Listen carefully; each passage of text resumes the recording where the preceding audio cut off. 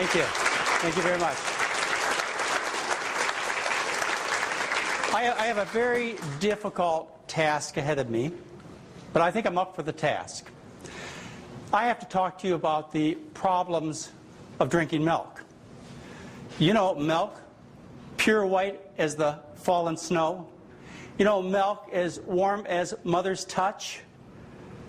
You know milk that you can grow a whole baby with. You can grow a whole baby with just milk alone. It's only food. So shouldn't milk be nature's most perfect food? And you know the hardest part of my body is the bones made of calcium. And they tell me it's such a perfect food that I never outgrow my need for milk. So I've got a really tough task ahead of me, and to make it even harder, let me tell you, I have a whole bunch of cows that have been educating you for your entire life. These are cows like Lonnie Moo in Hawaii, Elsie the cow in the Midwest, and here on the West Coast, up in Sonoma County, we have Chloe the cow. They are so intelligent, such good teachers, that they have convinced people that cow's milk is ideal food. And without it, you may not grow and you may die. Certainly you'll get sick, and you wouldn't dare raise your children without cow's milk, would you? Well, the cow that we're talking about offers false promises and false information. And I'm going to try and straighten some of that out with you today. First of all, I want to be absolutely clear. I am not talking about human milk for human babies. Breast milk is the absolute ideal food for babies. And don't make this mistake of not feeding your baby human breast milk. If you do make that mistake and you decide that you're going to feed formula, as is often encouraged, sad to say, by some well-meaning nurses and doctors and hospitals, that's changing, fortunately, but still not enough women breastfeed. But if you happen to be discouraged in breastfeeding, or you know somebody who is, think about what they face in terms of potential problems. A breastfed child has 2 to 4 times less risk of crib death, SIDS. A bottle-fed baby has 60 times greater chance of developing pneumococcal pneumonia in the first 3 months of life. And in the first year of life, if you happen to be bottle-fed, you have 10 times the risk of hospitalization. A reduced IQ is the consequence of a child deprived of human mother's milk. Now, I was breastfed for 3 weeks. I often tell my mother, if she'd have breastfed me longer, I'd have had Larry King's job. But I do the best I can. It interferes with behavior and speech problems you develop when you are bottle-fed. And then, if you happen to be a bottle-fed child, you develop a higher risk of childhood diseases, such as infections, asthma, eczema, type 1 diabetes, and cancers like lymphomas and leukemias. And it extends throughout life. There's an association of bottle-fed children with diseases as you become adults. For example, if you happen to be a bottle-fed as opposed to a breastfed child, you have a higher risk of heart disease, obesity, diabetes, multiple sclerosis, food allergies, ulcerative colitis, and Crohn's disease. So it's imperative that you get the message to those you love that the only ideal food there is for a little baby is human breast milk. And they should make all efforts to make sure that child gets human breast milk. Now, when I talk to you about dairy products, I also want to tell you that I'm talking about all kinds of dairy products. Some of you are pretty well versed in the fact that whole milk is not good for you because of all the fat, and you think skim milk is health food. No, I'm talking about all dairy products. I'm talking about whole milk, I'm talking about skim milk, I'm talking about kefir, I'm talking about buttermilk, I'm talking about cheese, whey. Basically all the dairy products. Now they vary depending upon how much fat is in there and how much protein is in there, but really I'm condemning all of them when I discuss with you the facts associated with dairy products. Now, you know some of the things that I'm talking about. You've heard, for example, that eating dairy products, particularly high-fat dairy products, which is the way they come, by the way, don't they? That's how they come out of the cow, high-fat. You've heard that high-fat dairy products will give you heart attacks. That's no surprise. In East Finland, the highest consumer of dairy in the world, back about 20 years ago, they had the highest death rate from heart disease. Now in Finland, they've changed their diet and decreased the intake of dairy products and drastically reduced that country's incidence of heart disease. But you've heard about high-fat dairy products, saturated fat in them, and heart disease. That's no surprise. You probably heard that dairy causes food allergies, the #1 cause of food allergies. You may have gotten the idea, it's not a far stretch, that eating all that fat and all those calories will cause you to become obese. You've heard about these things, and maybe you've even heard that eating all that fat might give you a higher chance of getting cancer of the breast, prostate. So you know there's a problem here, don't you? But you also know that you have to consume dairy products because you must get your calcium. Now I want you to think about this for a minute. Does it make a lot of sense that we have to eat foods that make us sick in order to get a necessary nutrient? I mean, would we have evolved that way? Or if you believe, would we have been created by our divine creator to be in such a situation, such a paradox where to get a necessary nutrient, calcium, we'd have to risk heart disease, obesity, allergies, and maybe cancer?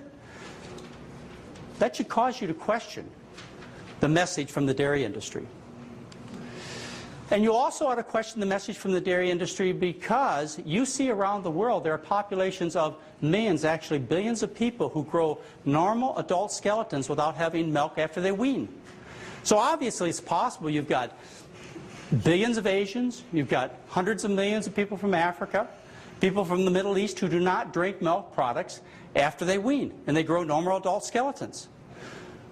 You also know by looking around the animal kingdom that animals grow normal, huge skeletons like elephants, hippopotamuses, giraffes, without consuming milk after a weaning period.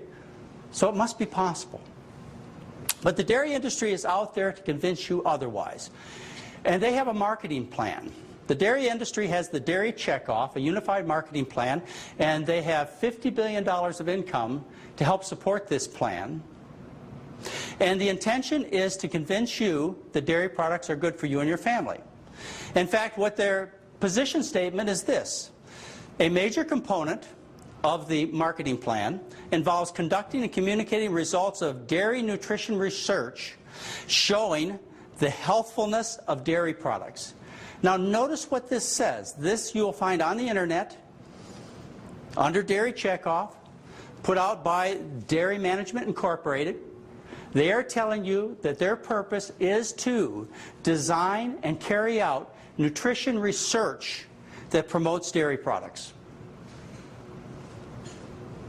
And they have $165 million to do that. They also have a statement there, this money, some of this money is going to be spent on issues and crisis management. I'm here to tell you, I am crisis management. Now, cow's milk is ideal to grow a baby cow. I mean, you grow a cow from 60 pounds when it's born, all the way up to around 600 pounds with cow's milk. Cows, when they eventually end up at full adult weight before they're slaughtered or sent off to be milked, are 1,000 to 1,500 pounds. But they're short. They're only 4.5 feet tall. And they look drastically different than people. And they are different. People and cows have different nutritional requirements. And this is where the problem comes in. It's really this basic. People are not cows, and cows are not people. You've heard the statement that no other animal drinks the milk of another species of animal. This is a very profound statement. It's said casually, but it has a lot of meaning to it. And it ought to cause you to pause when you think about the fact that you are dependent for good health and strong bones upon the milk of another species of animal. And the other statement you may have heard is that no animal drinks milk after it weans. Why would you require a food that's ideal for babies when you're an adult? It just doesn't seem to make any sense, does it? And so let's take a look at this in terms of actual numbers. Now, the easiest way to understand how different people and other animals are is to look at the breast milk of various animals. Nutritionists look at this. For example, scientists around the world these days consider the milk of a species of animal to be ideal food for that baby animal. Now, that isn't a great stretch to believe that, is it? Nature wouldn't make that kind of mistake. So, scientists start with the premise that human breast milk is ideal for human babies, and cow's milk is ideal for calves, and dog milk is ideal for baby dogs, and so on. If you take a look at the nutritional makeup of the milks of animals, you see they vary greatly. They vary particularly in the protein content of these milks. And protein is very important for growth. And the amount of protein you have in an animal's milk reflects how fast that animal grows. In other words, if you have an animal that grows rapidly, you have a high protein content. An animal that grows slowly, you have a low protein content in that animal's breast milk. And so let's look at some figures. For example, humans have 1.2 grams for 100 grams of milk. And the doubling time for a human, in other words, the time to double in size for a human being, is about 3 months. If you take a look at a horse, its protein content is double of that of a human. It's 2.4 grams per 100 grams, and it doubles in size in 60 days. If you take a look at a cow, its protein content is 3.3 grams, and it doubles in size in 47 days. Look at a dog. Its protein content is 7, and it doubles in size in 8 days. And how about a rat? The protein content of a rat's breast milk is about 11 times greater than a human breast milk, and a rat baby doubles in size in 4.5 days. So obviously the nutritional makeup of that milk is set to be ideal for that particular animal in its greatest time of growth. That's the time that all animals grow most, is when they're little babies. Why would your nutritional requirements be any greater when you're not growing at all, say as an adult? Take a look at some of the other nutritional differences between human milk and cow's milk.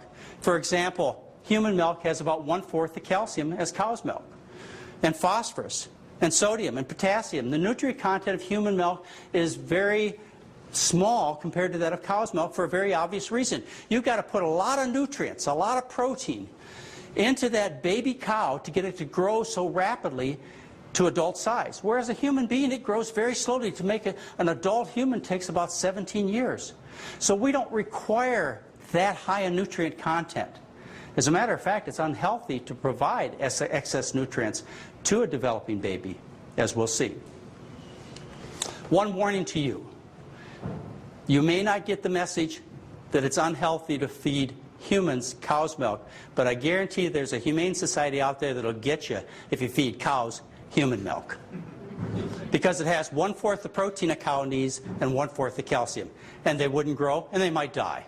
The dairy industry has a primary campaign out there to teach you that the way to have strong bones is to drink milk. As a matter of fact, they basically tell you if you don't drink milk, you're going to have weak bones, you're going to have fractures. They even have an advertisement of somebody's arms being pulled off because they didn't drink enough milk. What an exaggeration. But they certainly make the point very strongly, don't they? If that were true, if you required milk as an older child or as an adult to grow a normal healthy skeleton, there wouldn't be Asian people or African people or people in the United States that don't drink milk at all because they have allergies or just don't like it. So you know that statement's not true. And they have a campaign, it's called 3 a Day. It's a takeoff from the 5 a Day fruit and vegetable campaign from the U.S. government. It's 3 a day. You're supposed to drink or eat 3 dairy products a day to maintain good bone health. And I want you to notice they don't just recommend low-fat dairy products. As a matter of fact, they recommend cheese and milk and maybe ice cream or yogurt. They recommend basically anything in the dairy line of products. And the intention, of course, is to sell you dairy products. The belief out there has been, up until recently, and it's changed, and I'll show you how it's changed, it's been this, is you need to consume dairy products because dairy products are a concentrated source of calcium, because it's necessary to have all that calcium to grow a cow. You know that now. It's a concentrated source of calcium, so what happens is this. At least I imagine this is what you have to believe, is that when you drink dairy products or maybe take calcium pills, what happens is you put a whole bunch of it in your mouth and it goes down your esophagus, into your stomach, and then into your intestine. If you shove it down fast enough and furious enough, it builds up in your intestine, it shoves itself through the intestinal wall into the bloodstream, and then you build up that concentration and it pushes through the bloodstream and gets shoved right into the bones. Can you believe that? But that's the way you probably think, and I believe, actually, maybe some scientists think. Fortunately, that's not true. If that's the way that our gut acted, we'd be dead. If our gut was a passive sieve, and as a result, those calcium molecules could go through the gut wall into the bloodstream without any control. You know how what a sieve is. It's something you can drain food with, and water goes right on through just like holes, and nothing stops it and nothing controls it. If our gut was like a passive sieve and calcium got in there based upon how much we ate, what would happen is we'd develop soft tissue calcification and we would die. Our hearts would become calcified, our kidneys, our muscles, and we would die. Fortunately, our gut wall is very intelligent. And when it sees us do silly things like take handfuls of calcium pills or drink gallons of milk or eat a whole bunch of cheese, what it does is it blocks that calcium out and leaves it in the bowel so we don't hurt ourselves. Now that gut wall is so intelligent that when we eat a lower calcium diet, and I say lower because there's no such thing as a too low calcium diet. Why can I say there's no such thing as a too low calcium diet? Because there has never been a case of dietary calcium deficiency ever reported in the world literature. In other words, no one has ever eaten a diet that was so low in calcium that they didn't have enough and as a result developed a disease. And I know you're thinking, I must have missed something. I'm missing osteoporosis here. But we'll continue this story and you'll see that I'm not missing that. So what happens when you eat a lower calcium diet, like the Japanese, Chinese, people from Africa do, without dairy products, without taking calcium supplements, is what happens is the gut wall reaches out, grabs that calcium that's in the food, pulls it in, and always meets our needs. Let's take a look at the calcium recommendations worldwide. First of all, basic science says that you need about 150 to 200 milligrams of calcium a day. Even if you're pregnant or nursing a baby, you need about 150 to 200 milligrams of calcium a day. When you look around the world at various populations of people, what we find is that in underdeveloped countries, the people consume about 300 to 500 milligrams of calcium a day. The calcium intake for the average American is 500 to 600 milligrams a day. The World Health Organization recommends that people consume about 400 to 500 milligrams of calcium a day. Why do they recommend 400 to 500 milligrams of calcium a day? Because they look around the world and see that there are populations of millions of people who do not drink milk, do not take calcium supplements, who have normal adult skeletons and their diet consists of 400 to 500 milligrams of calcium a day. They could come to no other conclusion. And then we have organizations that are heavily influenced by the money of the food industry that have exaggerated recommendations for calcium. They're like the United States Food and Nutrition Board and also the National Institutes of Health. They recommend somewhere between 1,000 and 1,500 milligrams of calcium a day. Now, when you see these kinds of figures that I've shown you, what you must ask yourself is why the variation? Why tenfold? Why between 150 and 1,500 milligrams of calcium a day? Can't anybody get it right? Well, the reason there's such a variation is because there's a difference between intention on giving you these particular recommendations. One has to do with really meeting your needs, which is the 150 milligrams, and the other has to do with selling you products, which is 1,500 milligrams. And the reason there's such variation is because it really doesn't matter how much calcium you consume as far as your bone strength is concerned. And that's what the truth is. It depends upon another factor. One of the basic questions that should be asked, and you should ask it as a consumer, you should ask it as somebody who's worried about yourself or a loved one getting osteoporosis, you should ask, what does the scientific research show in terms of consuming dairy products and bone health? Well, that question was asked and answered in a publication in the American Journal of Clinical Nutrition in September of 2000. A couple of researchers decided they would review the literature, so they got all the studies that had been published in the scientific literature on cow's milk products, and bone health. And they found 57 studies. Now, they looked at these studies carefully, and they determined that 21 of them were worthy of including in their evaluation. They had good scientific method. And of those 21 studies, what they found is 57% showed no significant benefit from consuming dairy products on bone health. In other words, the majority. And they showed 29% showed favorable results, but 14% actually showed consuming dairy products hurt the bones. And that's what the research paper shows. Now, one of the things that you don't know, but I know because I read these papers very carefully, almost every one of these studies was paid for by the dairy industry, and yet the majority of them show that cow's milk does not improve bone health. Every consumer should know this. Now, there's a kind of study that doctors really respect. It's called a randomized controlled trial. And those are the kind of studies that really count. Now, randomized controlled trial means this. You try and make two groups that are very similar, in other words, randomized. And then you control one factor that you change. What you do is you get a control group, and you get another group that's essentially the same, and you just change one thing. Like in this case, you feed them cow's milk, and they become the experimental group. So you compare the control group and the experimental group, and there have been 7 randomized controlled trials on the effect of cow's milk on bone health. You should know that 6 of those trials, if you look in the paper itself, it says 6 of those trials were supported financially by the dairy industry. You should also know that only 1 trial looked at postmenopausal women consuming fluid cow's milk.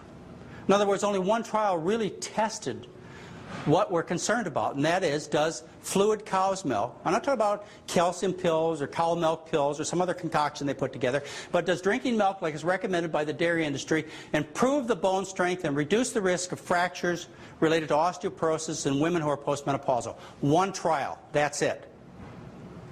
And I bet you'd like to know what that trial says. That trial was published in 1985 in the American Journal of Clinical Nutrition by Ricker and Haney. That trial showed that the bone strength was actually hurt by consuming dairy products. So they fed them 3 8-ounces of skim milk a day for a year to supplement their calcium intake. And when they got done studying these women, they found out that they were consuming over 1,400 milligrams of calcium a day, those in the experimental group. And yet they also found that these women were still in negative calcium balance. In other words, they lost more calcium through their urine and feces than they absorbed into their body. That's what the one study that looks at postmenopausal women consuming fluid milk shows. Look at what happens when you change from whole milk to skim milk. When you change from whole milk to skim milk, whole milk is actually 50% fat. You may not realize this. You may think whole milk because you see it in the store. You see on the carton it says 3.5% fat. You may say, well, that's really low fat. That's not true. They may advertise it as 3.5% fat, but what that means is that if you weigh the milk, which is mostly water, then 3.5% of the weight comes from fat. Well, you don't eat food based on weight, do you? You don't eat a 5-pound diet. You eat a 2,000-calorie diet. So if you look in terms of calories, which has to be the common denominator, what you find is of the calories that are present in whole milk, half of them are fat. All right, so all that fat's not so good for you. It makes you fat, increases your risk of heart disease, maybe cancers.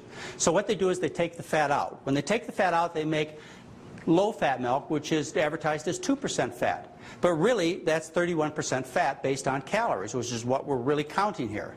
And when you take all the fat out, now you have skim milk. But look at what happens when you take the fat out of the milk. When you take the fat out of the milk, you increase the relative concentrations of protein and also the milk sugar lactose. And this is where you get into some of the problems with the dairy products, is the protein content. You increase the protein content of the milk from 21% to 41% when you go from whole milk to skim milk. So we're feeding a high protein supplement to these postmenopausal women. All right, the study results. Published in the American Journal of Clinical Nutrition, 1985 by Ricker and Haney. They, by the way, are employees of the dairy industry. The research is funded by the dairy industry, and yet this is what they said. The protein content of the milk supplement may have a negative effect on calcium balance, possibly through an increase in kidney losses of calcium or through a direct effect on bone resorption. Now I want you to note these words that are in the study. They recognize, back in 1985, researchers paid for it by the dairy industry, recognize the fact that protein has a detrimental effect on calcium balance and the bones. Now, this is important for our further conversation. And they go on and they say this may have been due to an average 30% increase in protein intake during the milk supplementation. You see, when you add that skim milk, which has a high protein content, you increase the amount of protein in the overall diet. which negatively impact the bones, which actually was shown in their research.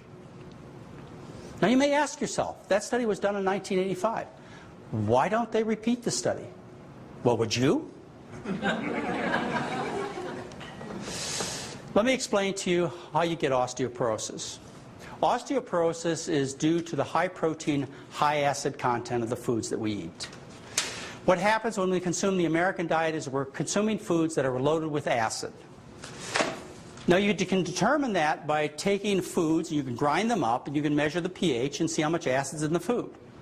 We've talked about the fact that animal products have a high content of sulfur-containing amino acids, and those sulfur-containing amino acids break down to sulfuric acid, which essentially results in a large acid load that is taken into the body 3, 4, and more times a day.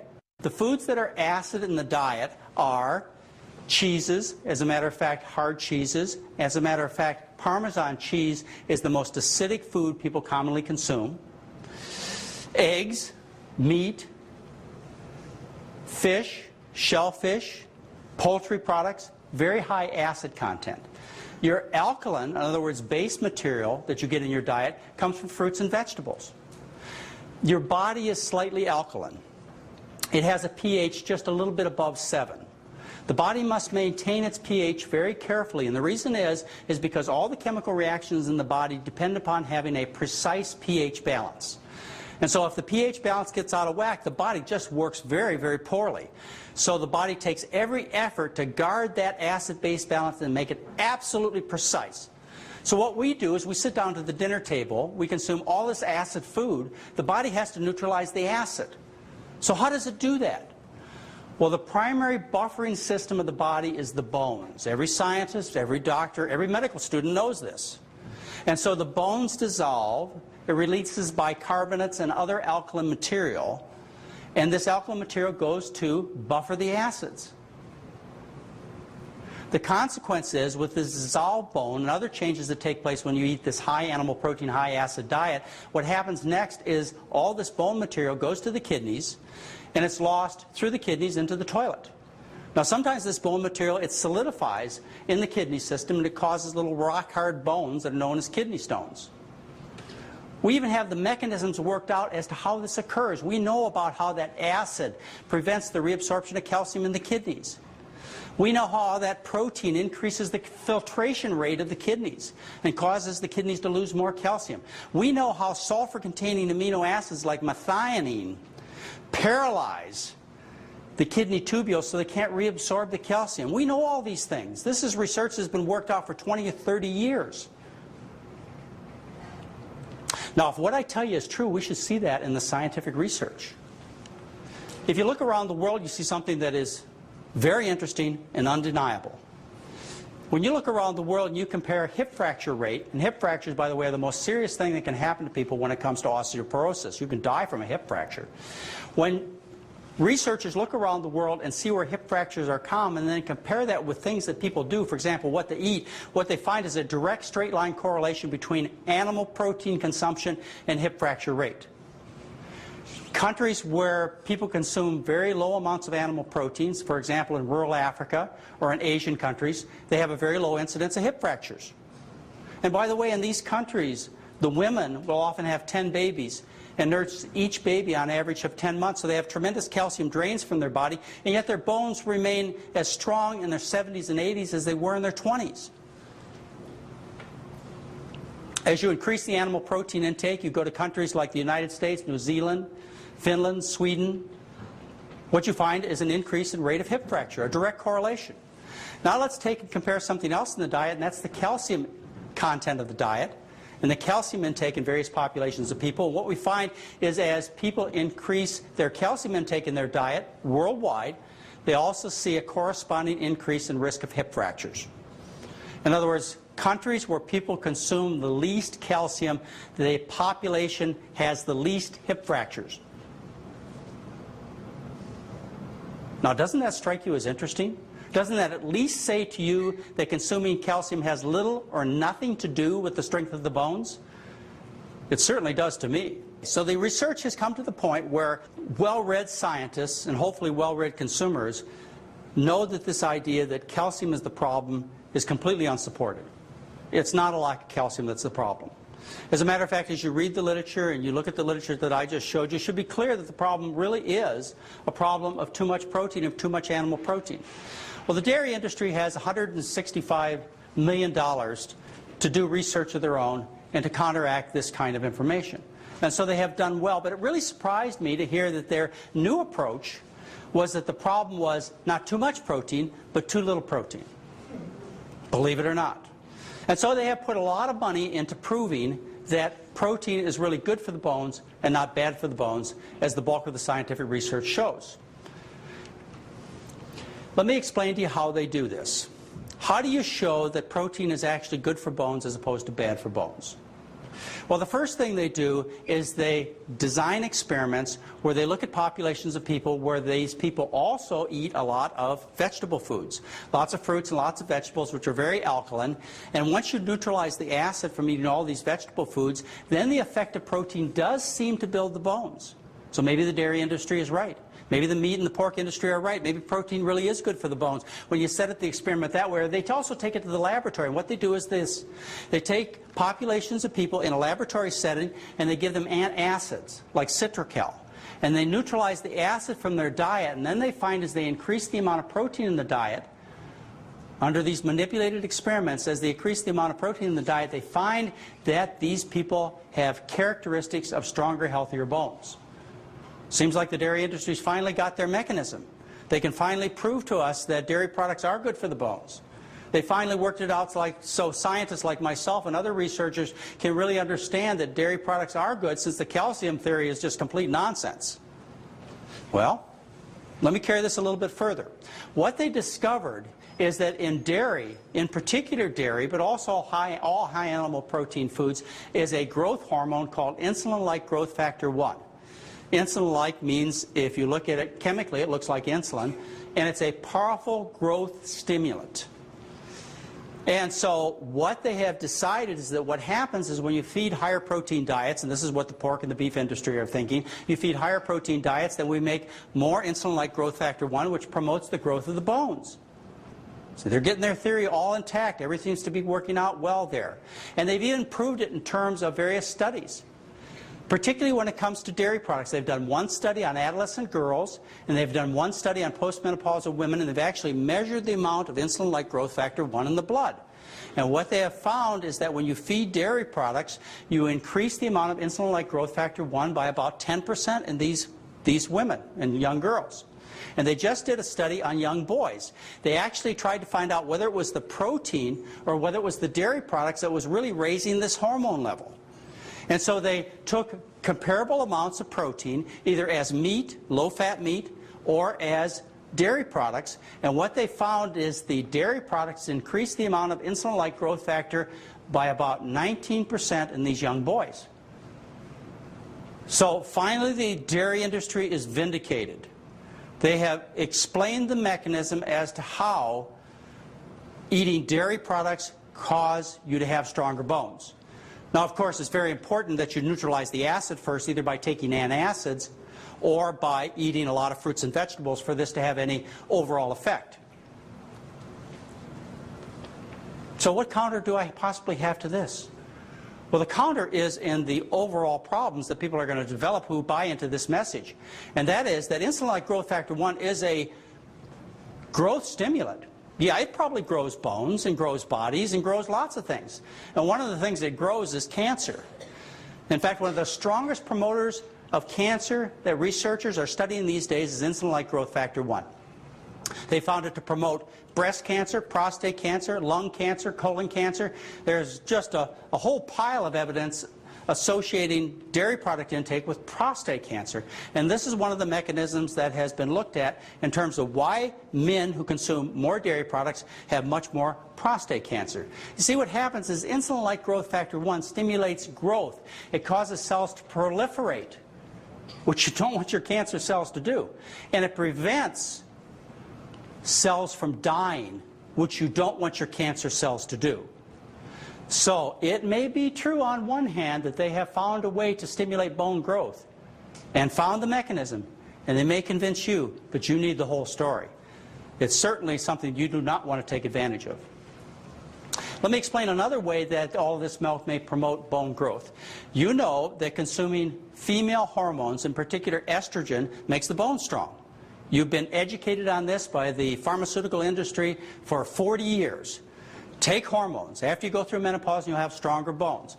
Well, how can you get extra hormones from what you eat?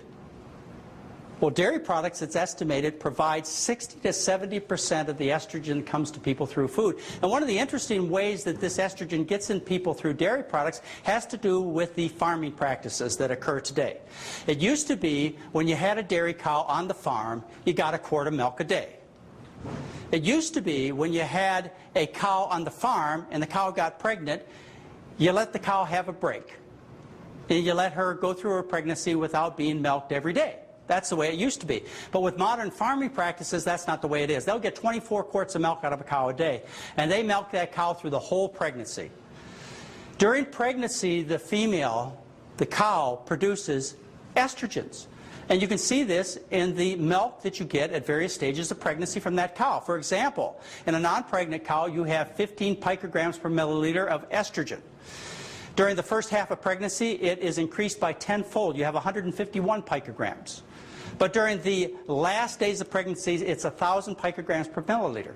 Yes, you may be promoting bone growth by getting estrogens from cow's milk, but do you think that's good for you? You know what else you promote with all that estrogen, don't you? Breast cancer, uterine cancer, just to name a few problems. The latest effort, and this is even more surprising, the latest effort of the dairy industry is to try and teach you that consuming dairy products is the best way to lose weight.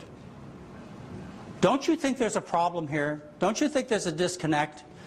It just shows you how far the dairy industry will go and how much false information you can spread if you've got enough money.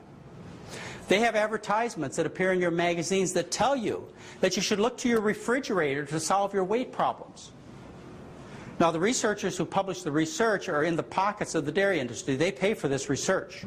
That should give you one clue that there's a slight bias here. There's a man I'd like you to introduce you to. His name is Greg Miller. Greg Miller is the Senior Vice President of Nutrition Research of the National Dairy Council. He works for the Dairy Management Incorporated, which is the organization that is involved in marketing all of these dairy products, spending the $166 million a year to promote dairy products and nutrition research. He's a PhD in nutrition. This is no lightweight researcher. And I've known him for over 10 years, Greg Miller, Dr. Greg Miller.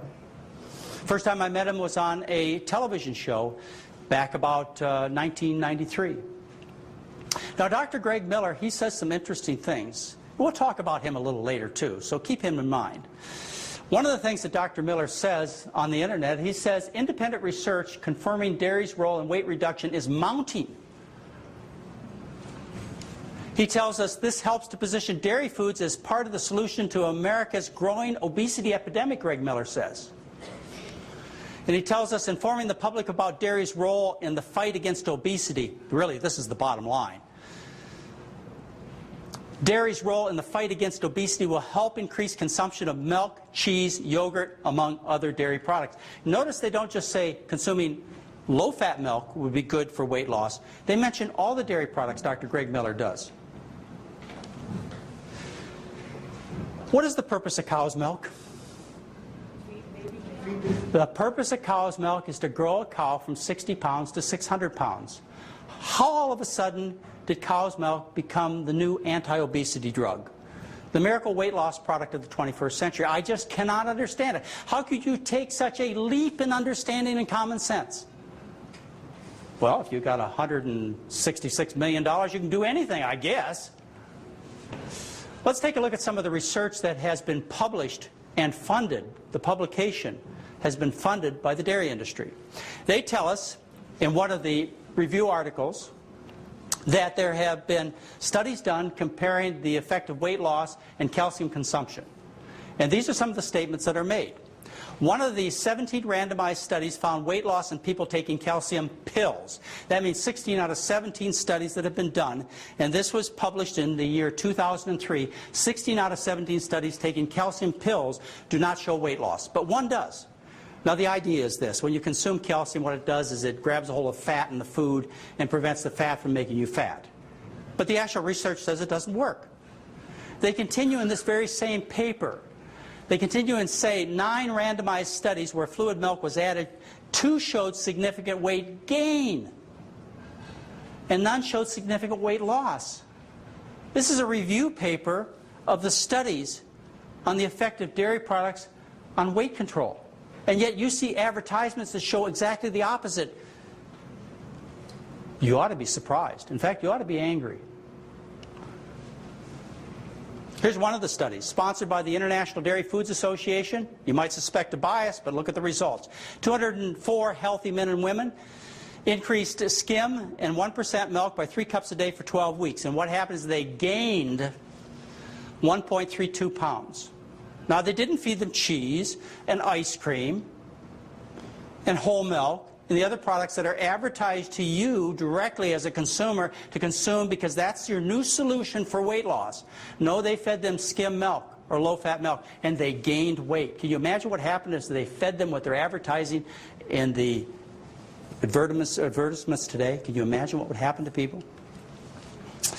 Well, the Dairy Management Incorporated, the ones that are involved in all this aggressive marketing, they had a symposium, April 24th, 2002 in New Orleans, on dairy product components and weight regulation. One of the employees of the dairy industry, Susan Barr, PhD, dietitian, what she says in her concluding statement is, in conclusion, the data available from randomized trials of dairy products or calcium supplementation provide little support for an effect in reducing body weight or fatness. The dairy industry knows they are lying.